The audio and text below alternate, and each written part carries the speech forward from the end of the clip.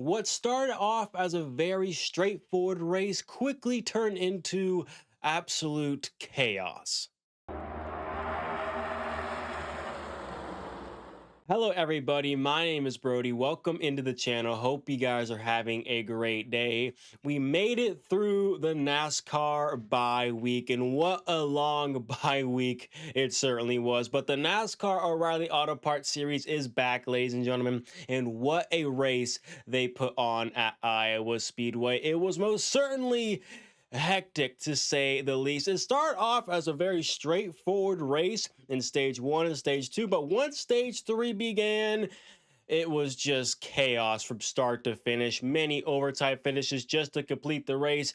We have so much to talk about, and I'm very, very excited to get into this race review with you guys. It's been a while since I've done one. I'm so excited to get into it with you all. We'll first begin with a weird segment. We'll first begin with the what the F moment of the race, because that's a good segue to the eventual end of the race and the race winner. So we'll begin with the what the F moment of the race. And then we'll actually take a look at the race winner, how this driver found his way to victory lane. Then we'll take a look at my what the F driver of the race, followed by my drivers of the day and the race results coverage. See which drivers had good days and bad days. And then we'll end this race review with my overall thoughts and opinions. So without further ado, let's begin. To set the stage for the what the F moment of the race, we must begin at the very start of the race, because stage one was dominated by Ryan Sieg, who got his first ever pole in the NASCAR O'Reilly Auto Parts Series. He got the pole and dominated stage one. But right on his heels was Justin Allgaier in the 7. And once stage two began, it kind of flipped. Ryan Sieg got a bad pit stop, and then Justin Allgaier had a very good battle with Sheldon Creed, but then Allgaier eventually won stage two. Once stage three began, we saw a lot of solo spins, a lot of cautions, which allowed for a lot of strategy to take place, meaning the 7 of Justin Allgaier elected to stay out on older tires along with Sam Mayer in the 41 and a few others, but those are the notable two. And then the rest of the field, like notables Ross Chastain and Carson Kvapil, Brent Cruz, other drivers like that, elected to come down pit lane.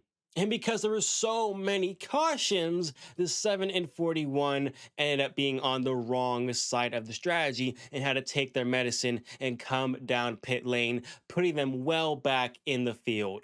So why am I mentioning all this for the what the F moment of the race? Well, we need to understand who were the best cars and the best drivers all race long. It was the 7 of Justin Allgaier, the 39 of Ryan Sieg, the 9 of Ross Chastain, who assumed the lead after all those pit cycles and strategy took place, and also the 1 of Carson Kvapil. And what do you know? We get another caution, this time with only 5 laps to go in the race. And this sets up our first of 2 overtime attempts. And this also sets up the what the F moment of the race. So on this restart, on this overtime attempt, the full entire race comes around, comes full circle, and we have the 4 best drivers of the race on the first 2 rows. Ross Chastain is leading us to green with Carson Kvapil to his inside. Behind them is Justin Allgaier and Ryan Sieg. Allgaier, defying the odds, came all the way from 20th on back up to 3rd place when that caution came out. He is up there in the best position possibly to win this race. We get back going green, and a driver I did not mention by the name of Brent Cruz elects to take it 3 wide.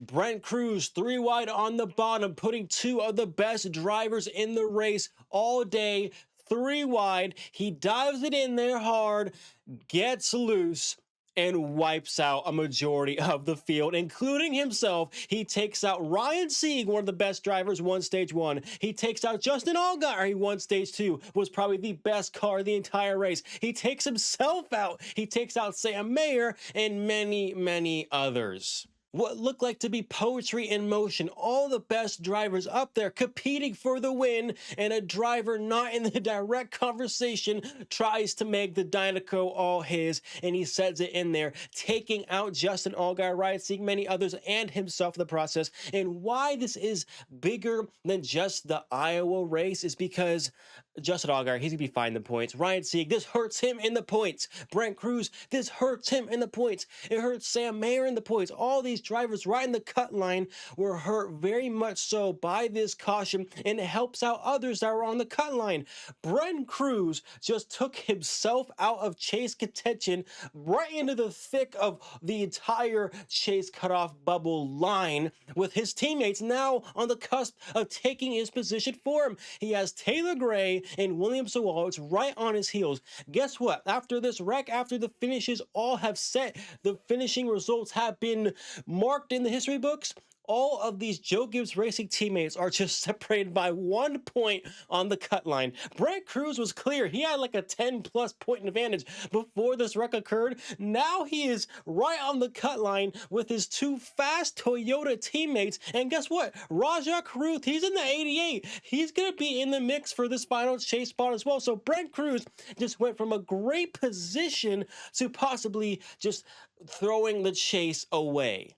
And this is so uncharacteristic for Brent Cruz. He's a very polished young race car driver. I have not, over the course of this season, seen him make a mistake like this. He just sent it in there without a care in the world and took out the entire field pretty much and himself. But this was not the only instance in the race where he roughed up other drivers or himself. He roughed up Carson Kvapil early on in the race. He roughed up Jeb Burton in the race. So he was not afraid to use his fenders by any means. But this was so weird for Brent Cruz because he's such a polished, young, and clean race car driver. He races with a lot of etiquette as opposed to other young drivers who are just getting accustomed to the NASCAR fender, stock car, being bang feel. Brent Cruz is normally a pretty clean race car driver, so seeing this at Iowa was pretty shocking to me. It looked like Corey Day at the beginning of the season where he was just a little bit in over his head. His eyes got too big. He saw the front of the field, a lot of positions he could take, and he just got a little too wide-eyed and set it in there and cost himself many, many points and cost his competitors a lot of points and race cars and team owners money. So while I think Brent Cruz is an extremely, extremely talented young race car driver, this was by far, out of all I've seen from him this season, his worst race. Not only did he take himself out in this race, he cost himself points. He cost other drivers a lot of points as well. He's made a lot of enemies, especially Carson Kvapil, roughed him up a lot. Jeb Burton as well. Took out Allgaier, takes out Ryan Sieg, Sam Mayer, others. So Brent Cruz trying to make the chase is not going to get any favors from the competition. Now he has to race his Toyota Supra teammates at Joe Gibbs Racing and Rajah Caruth. This battle for the final chase spot will be very entertaining, and Brent Cruz may have cost himself a chase spot at Iowa.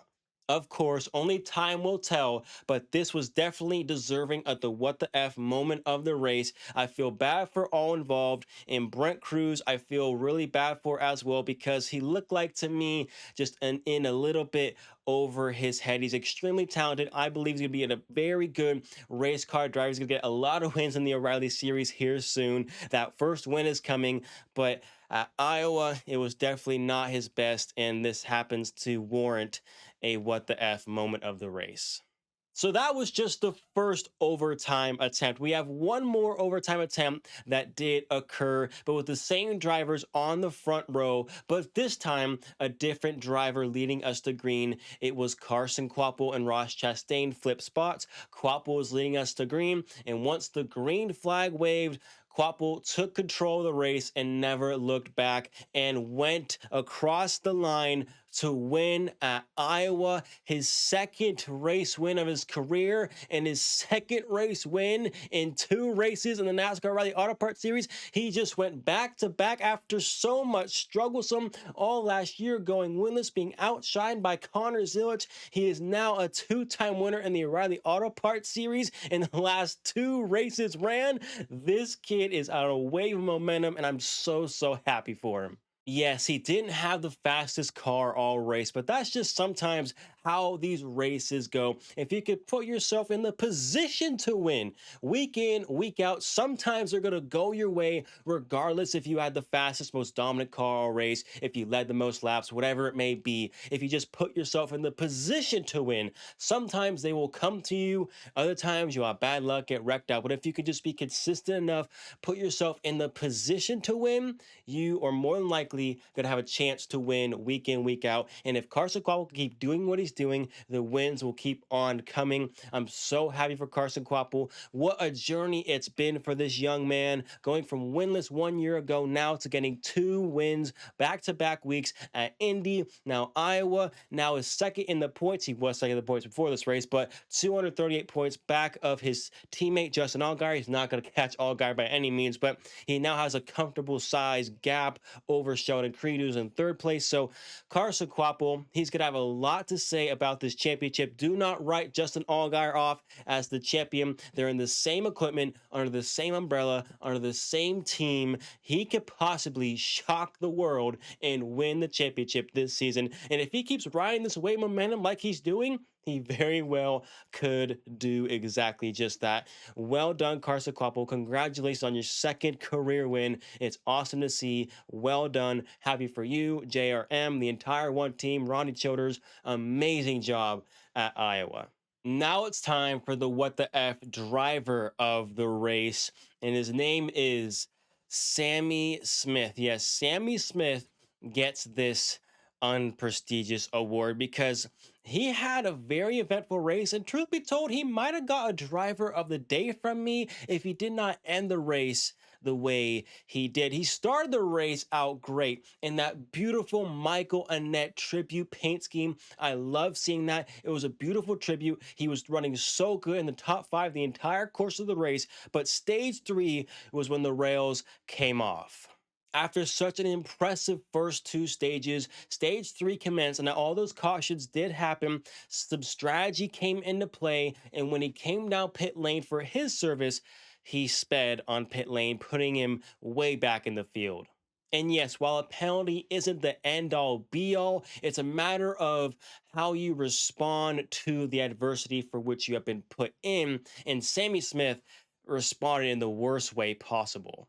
Instead of making peace of the situation you actually put yourself in, Sammy Smith went out there and blamed the entire rest of the field as he was the cause of 2 separate cautions and spun out 2 separate drivers. The first spin was not too egregious, but he still spun out a driver who should have not been spun out. He spins out the 45 of LeVar Scott. And yes, LeVar Scott, he's a slower car out on track. Sammy Smith is trying to get back to where he should be inside the top 10 easily, but he decided to take out his anger, frustration from his own mistake on his fellow competitors when LeVar Scott was just running his own racing line, not really in the way. Yes, he's in the way of Sammy Smith's progress, but when you're out there competing against 37 other drivers, you're going to have cars in your way, but you have to find a way around them without just completely dumping them. So that was the first instance. He spins out LeVar Scott in the 45. Not too egregious, but still should not have happened. But the second sequence was absolutely catastrophic and was just downright wrong. He dumps and destroys Corey Day in the 17, just drives right on through him. No regard to the 17 or that the 17 was well clear of the 8. The 8 just drives right through him. I don't know what happened, if there was previous contact or what. I know they've had run-ins in the past, but I think it was settled in that race it took place in. So to carry it all the way over to Iowa, I don't think that's what happened. I think Sammy Smith just got fed up and got annoyed that there were cars in his way when he should be further up in the field. But it was his own mistake. He sped out pit lane. You cannot put the blame on cars that are competing in the same race you are when you made the mistake to put yourself back there. I get it. I get it. You could be frustrated all you want at the situation you're put in, but it's how you respond to the adversity is what makes great drivers great drivers. And if you can't respond to adversity the way you should by methodically moving your way through the field, then you can't compete at the highest level for which you are racing in the NASCAR O'Reilly Auto Parts Series. You can't do that. You have to compartmentalize the situation you are in and deal with it. Deal with it. Get through the field at your own pace. Do not pile drive two separate cars. Corey Day was destroyed, gets a DNF. He's out. LeVar Scott's able to continue, but my goodness, that was not a good look for Sammy Smith. And I hate that it happened because I am a fan of Sammy Smith. I like him as a driver. I like him as a person. But when he gets a little bit heated, you've seen it at Martinsville when he just destroyed the entire field. You see it again here, Iowa. When he gets frustrated at a mistake of his own or a mistake of others, he just relentlessly goes after people and disregards everything, the equipment, the people around him, his own car. It was just not good to see. And I feel really bad for LeVar Scott and especially Corey Day. Both those drivers did not deserve what happened to them, and it's just super unfortunate. I hope Sammy Smith can rebound and make amends with both of those drivers because that was not a good look, and I'm hoping he can bounce back in some way, clean that up a little bit because that was not good.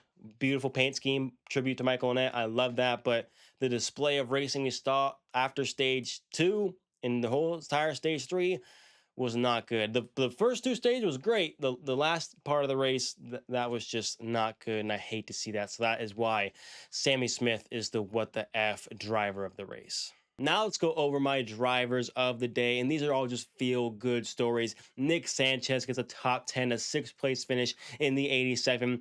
Dean Thompson, Harrison Burton get 8th and 9th place finishes respectively for Sam Hunt Racing. And shout out Dean Thompson getting a promotion to drive for Haas Factory Team in 2027 for a 3rd car for them. That was great news for them. Shout out Dean Thompson. He follows that announcement up with a top 10 finish. Well done, and shout out Harrison Burton for getting a 9th place finish, and Brennan Poole in the 44 also gets a top 10. Shout out to all of those drivers. I don't know where any of them came from, just so much controversy and chaos at the end of the race. They all find themselves in the top 10. Well done to all these drivers.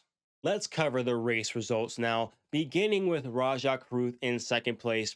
Shout out Rajah Caruth. He had a very up and down day. He qualified really well in 4th position, but on the first lap, on the first turn of the race, he got super sideways, lost a ton of positions, lost out on valuable stage points in order to hopefully boost him into the chase. He lost all those opportunities, but still rallies back to finish in 2nd place. Top 10 car, top 10 driver all race long. Shout out Rajah Caruth.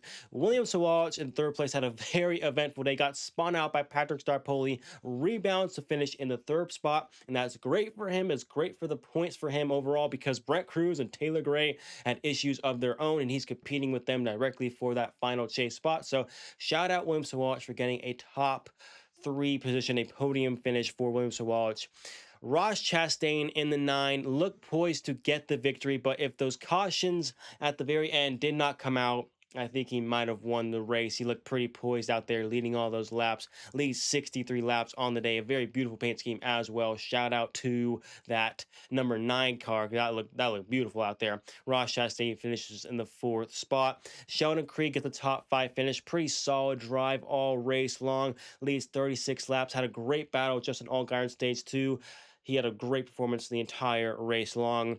Taylor Gray finishes in the 7th spot. He had issues of his own, but rebounds to finish inside the top 10, just trying to make it into the chase as well, along with all his other teammates at Joe Gibbs Racing.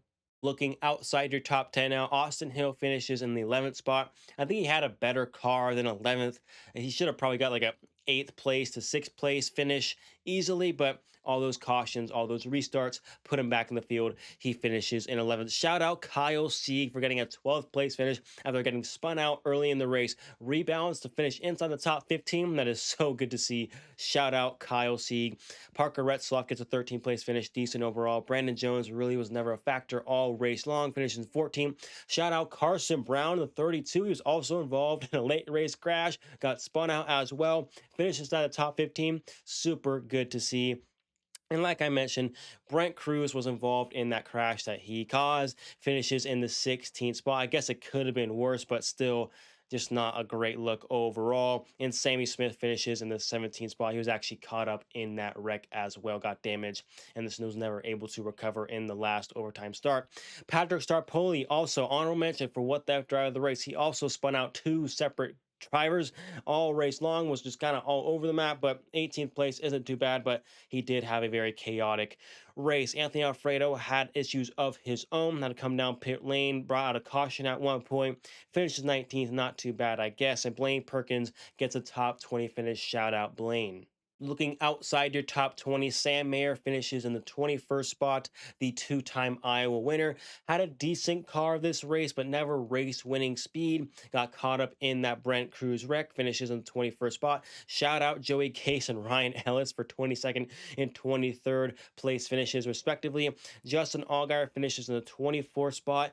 He had the best car all race, won stage two, leads 83 laps on the day, and had a phenomenal drive back through the field. When he got put behind on that pit strategy sequence, went all the way back outside the top 20, had to rally all the way back up to the third position when that caution came out with 5 to go. Looked poised to possibly get the win if he just could have a few laps to get under his groove back, get in the groove, and try to go after Ross Chastain and Quapple, but never got the chance because Brent Cruz took him out. Unfortunately, he finishes 24th, but he'll be just fine in the point standings.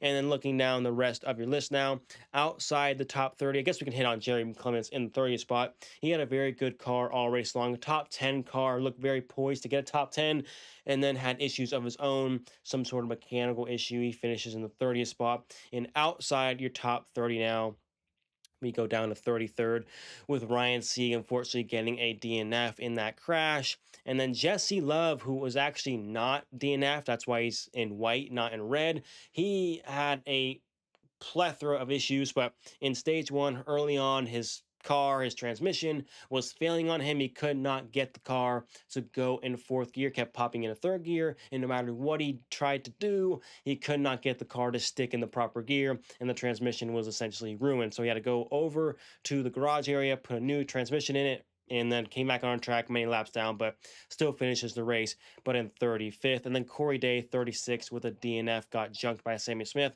I hate to see that, but that is your race results from Iowa.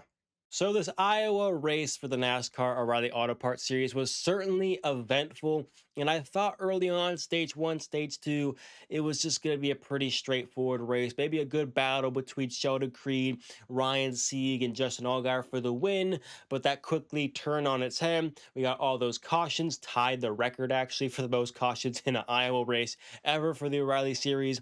But with all that cautions and chaos, it got a little bit repetitive, I can't lie. The O'Reilly Series tends to do this from time to time, and you've seen it this season actually. So it got definitely a little repetitive and definitely sloppy. Just so many single car spins, and then the big crash with Brent Cruz and Allgaier and all those guys. So it was eventful, but I thought the racing actually was pretty good. I was thoroughly entertained. It was very hard to pass, and that is kind of due to NASCAR's decision to repave the track, but only repave half the track. Like the only a portion of the turns are paved and the top lane isn't paved. I never hit on this before, but I guess I could hit on it now. I don't like that. I think we should have just redone the whole thing. Maybe you don't have to repave the front straightaways, just repave the entire turns all the way up to the wall. Because imagine if we had, instead of 2 lanes, we have 3 or 3.5. They don't run right up against the wall at Iowa, but imagine drivers had more options, more maneuverability in these lanes. We could have seen more phenomenal racing, and it opens up a lot of opportunities for the Cup Series as well, because we know they need more space to work with. The O'Reilly cars, they did the best they can with what they had. And they put on a damn good race despite the odds. So it was great racing, hard to pass, but still very good racing, and a lot of contact and a lot of beating and banging. It's not a purely a short track, but it definitely raced like a short track today. So much contact, drivers driving in there, getting loose, washing up, using up the guy in the outside lane. So a lot of tempers involved as well. But I thought the racing was actually pretty dang good, and I was thoroughly entertained with everything for which I did see. A lot of chaos, a lot of cautions, but still the racing was good, and the finish we got a good feel good race winner again in Carson Kvapil finds his way in victory lane, going back to back in the NASCAR O'Reilly Auto Parts Series. But that is my overall thoughts from Iowa Speedway. I hope you guys did enjoy this race review. It feels good to be back filming these videos for you guys again after the break. NASCAR was on the bye week, but I'm super excited to be back. Let me know what you guys think of the NASCAR O'Reilly Auto Parts Series race from Iowa. Let me know what you think of this video. I hope you guys did enjoy. Please leave a like if you did enjoy. It means the world to me to see that like total go up, because it lets me know that you guys enjoy the video and you guys are here to support me, and it means the absolute most to me. If this is your first time ever here on the channel, please consider subscribing. I post NASCAR content every single week. I post NASCAR news and discussions and race reviews on the weekends for all the series. If you want NASCAR content, you can find it right here on this channel. But thank you guys so much for tuning in. Hope to see you in future videos, and I'll leave you guys with this. As always, have a great, wonderful, and even splendid rest of your day. See ya.